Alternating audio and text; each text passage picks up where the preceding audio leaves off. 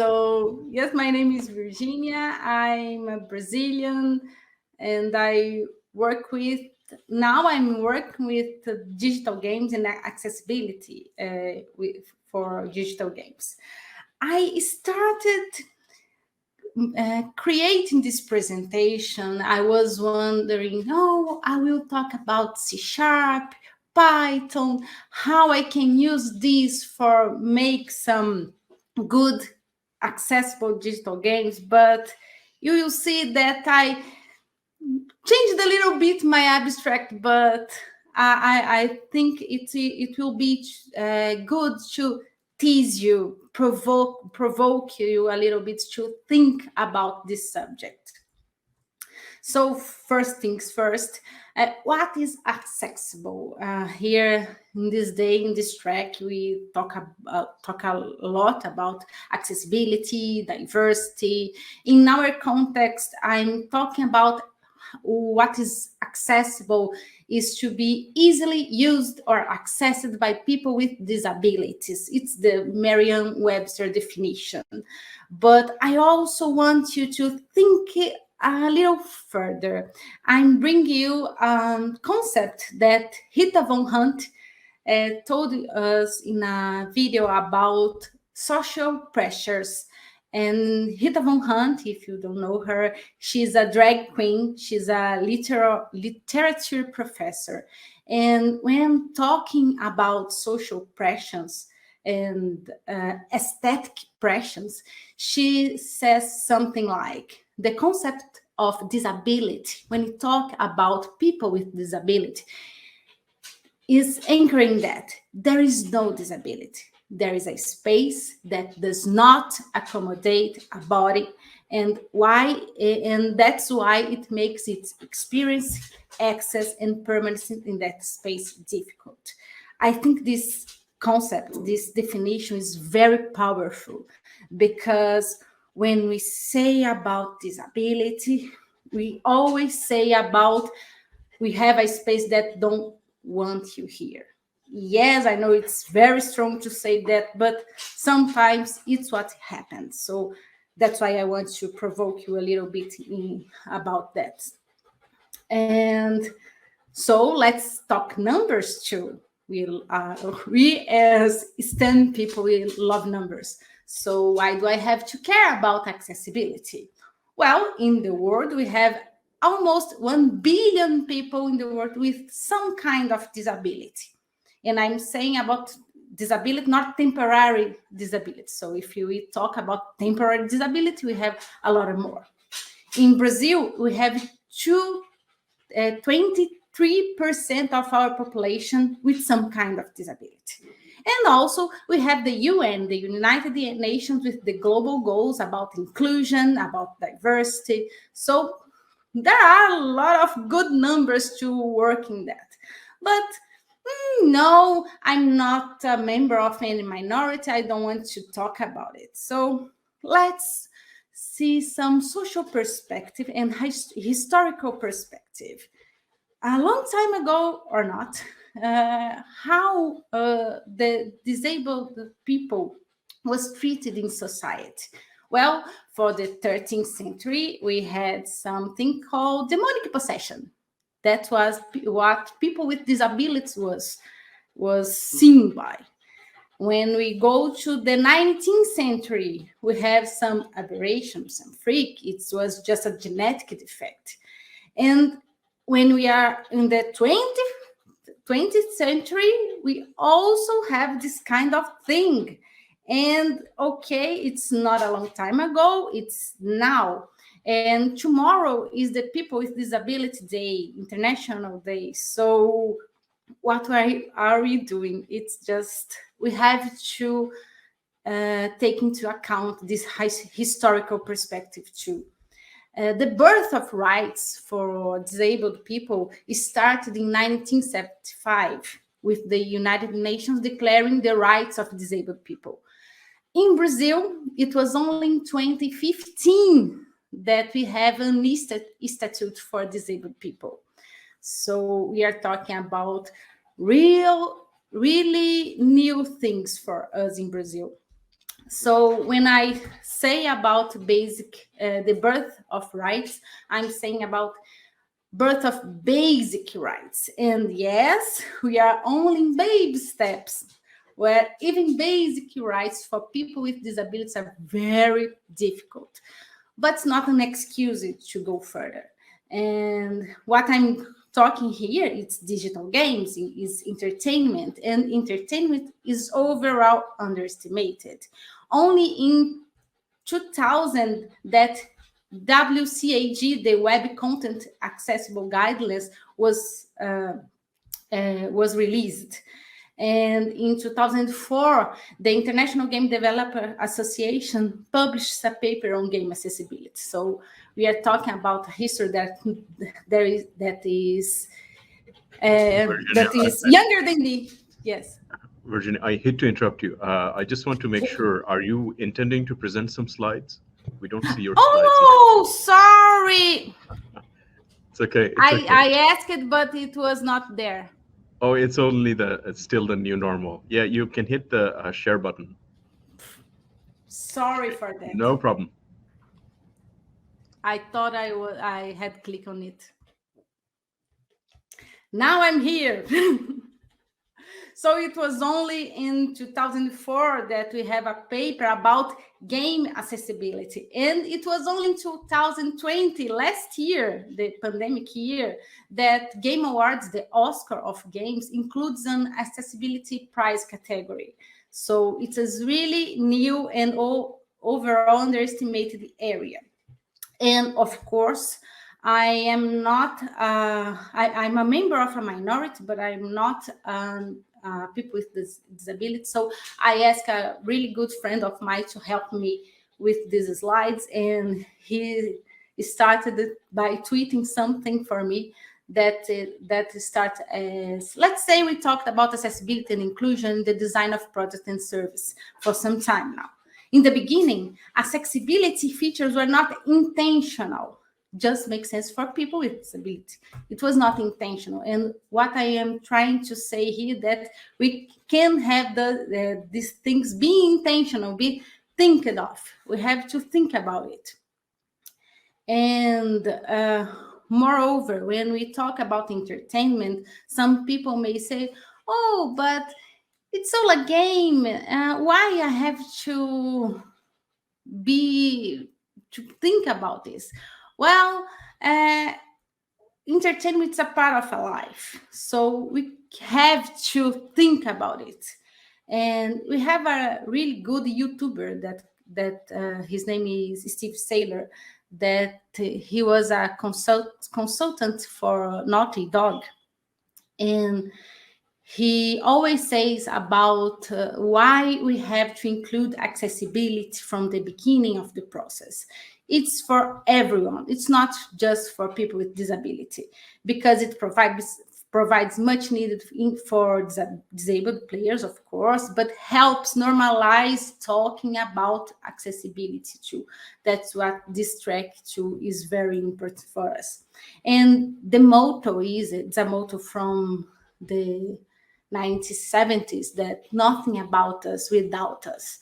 So when we are talking about inclusion, when we are talking about accessibility, we have to include those people in the conversation. That's why I asked my friend Alexandre to talk with me. He is a blind developer. He works at Microsoft, and he's just an amazing person too.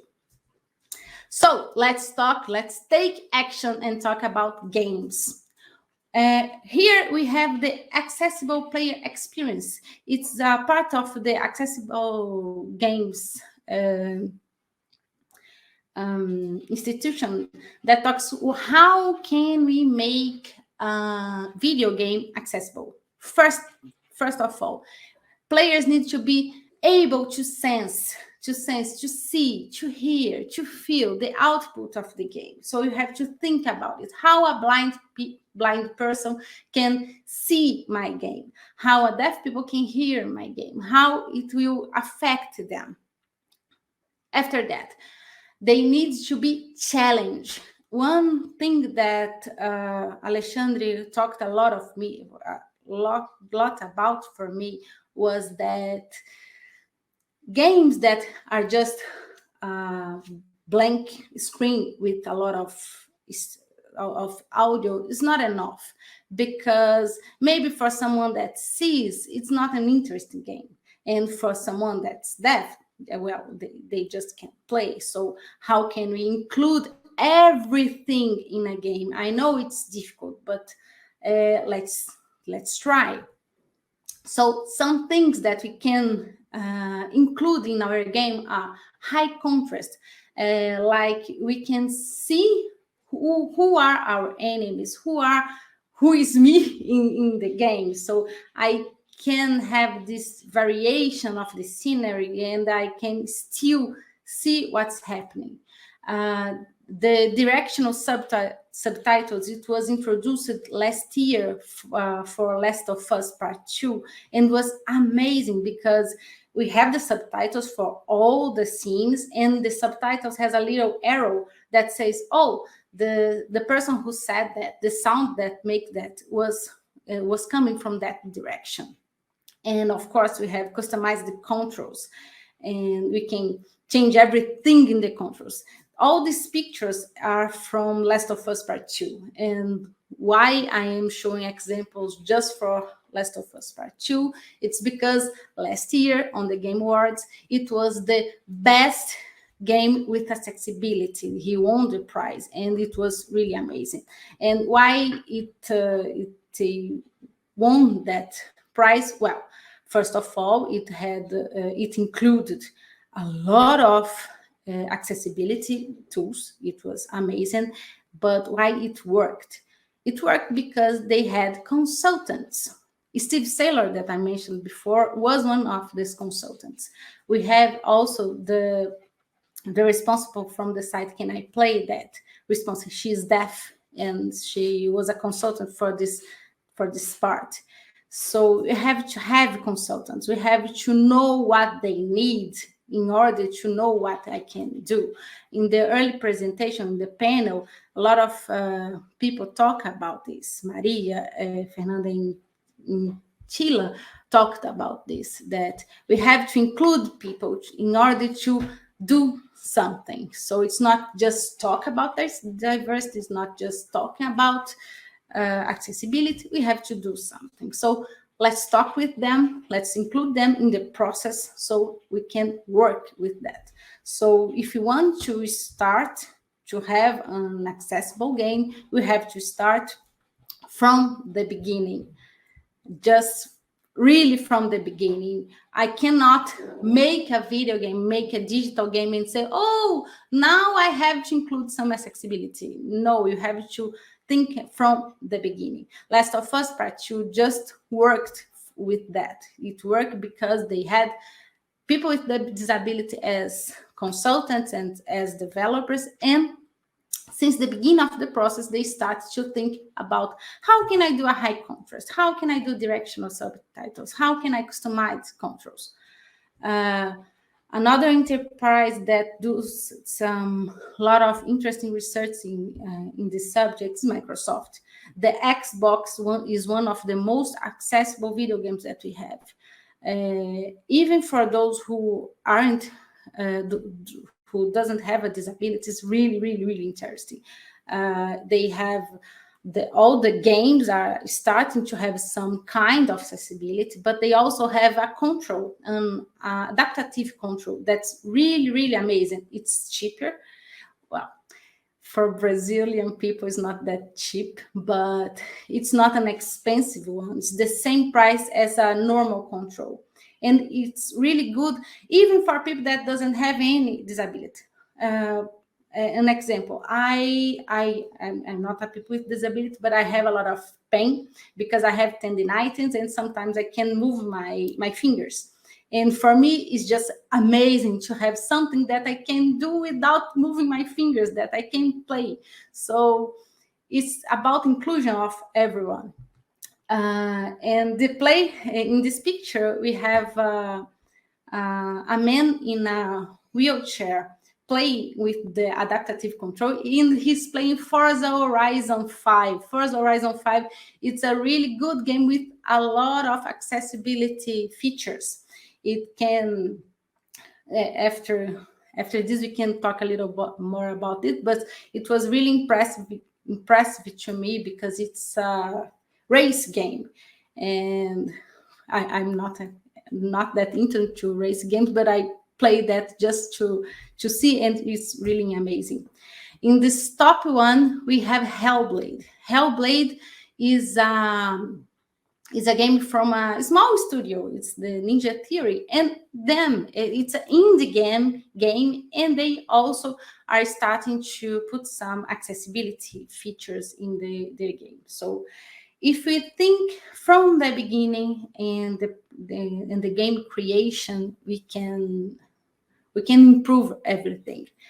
And a little bit of I know I'm talking about people with disability, but I have to make an oral mention for the LGBTQ community, because inclusion is also include everyone. And Forza Horizon, it's just amazing for that. When you are creating a character, you can select, for example, your pronoun. In Last of Us, we have a couple, lesbian couple on the as the protagonist. So this show is not it's amazing to have, because it's with inclusion and representativity that we can have accessibility and diversity, real diversity and real accessibility. So it's an honor mention in my presentation. So we have to think further. We have to take action. We have to think from the beginning. And we can also think from the beginning when we promote awareness for the subject.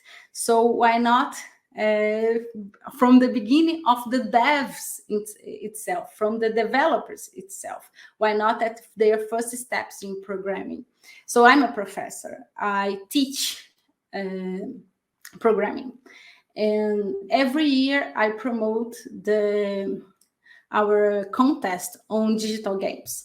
All my students have to make a video game, a digital game, or with C# and Unity, or with Python, and they have to make a game that's accessible for the visually impaired, for the hearing impaired, and cannot be easy for sighted people. So this is the challenge I propose to them.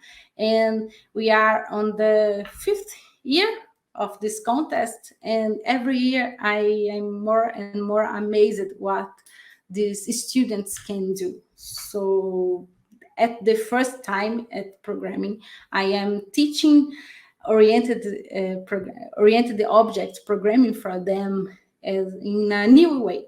I teach them how to make games, and also how to be aware of our surroundings, of our world. So the challenge is that. And I have really great results in this. Every year, since last year, we have our GitHub. I will leave you the link. It's still in Portuguese, so I'm sorry, but I'm working on that. So we have all in our GitHub, all the codes, all the things that they have been done. And also this year, one of my students won the Change the Game contest. It's a contest for girls to build a digital game. And this year, my student Samara won the best game with a game for autistic children and teens. It's a game called My Garden of Emotions, to teach autistic people to better understand facial expressions. So she is only 19 years old, and I'm really proud of her. She started this work with me in our school, and we just won that prize. So we can do this. We can include people. We can have some kind of aware for this subject. So when we talk about an accessible digital world, we can have this. So it's possible. I think my message here is to say that it's possible, and we have a lot of guidelines. Yet we don't not have a lot of books.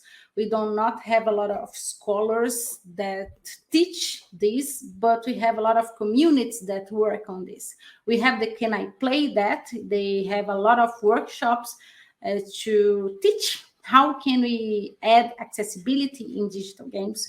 We have the APX design pattern. So the triangle that I showed you before, it's the APX design patterns that it's how can we develop a game with accessibility and make easier to understand for those that do not have a disability. How can it be? We have the International Game Developers Association, and every year they promote the TheDevConf, the Game Accessibility Conference. So every year we sit and we talk about it. And Microsoft is a great partner of EGDA. It's just amazing. And so I know I start this presentation without my slides, but I start this presentation showing a very bad scenario. But I want to say that even if we are doing some baby steps into it, we are just a little far away from a bigger goal. We can have an accessible world of digital games. We just need to think this from the beginning, and we need to include people in this discussion. So with I don't know if you want to start the conversation in your enterprise, just read a little bit of these forums from Can I Play That, from the APX, and you have a lot of insights on this.